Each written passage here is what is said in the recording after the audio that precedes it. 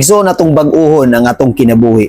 Atong bag-uhon ang atong kasing-kasing o ang atong hunahuna. Atong hukason ang atong daang pagkatao o atong isulob ang bag-ong pagkatao nga binuhat sa Dios sama sa iyang dagway.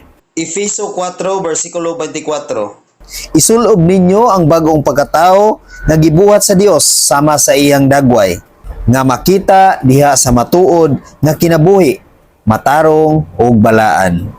Igsoon gusto sa Dios nga adunay dako nga kabag-uhan ang atong kaugalingon. Gusto sa Dios igsoon nga katong atong mga daan nga pagkatao, katong mga daan nato nga binuhatan, mga daan nato nga batasan, mga daan nato nga mga sinultian nga wala nakapahimuot sa Dios, nga ang tanan nato nga gibuhat sa una nga nasukwahi diha sa Ginoo.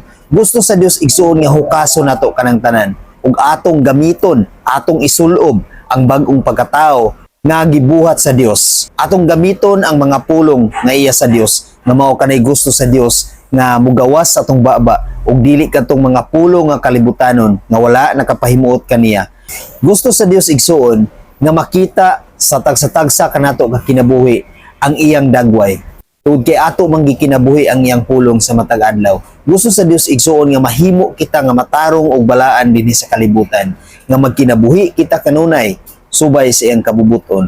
Gusto sa Dios igsuon nga bag-uhon gayud ang atong kinabuhi ug magkinabuhi kita sa kanunay nga adunay Dios sa matag adlaw sa atong tibuok nga kinabuhi. Busa igsoon atong isalikway, atong biyaan, atong hukason ang mga daan nato nga mga binuhatan nga wala nakapahimuot sa Dios, nga mao'y hinungdan sa atong pagkadautan dinhi sa kalibutan.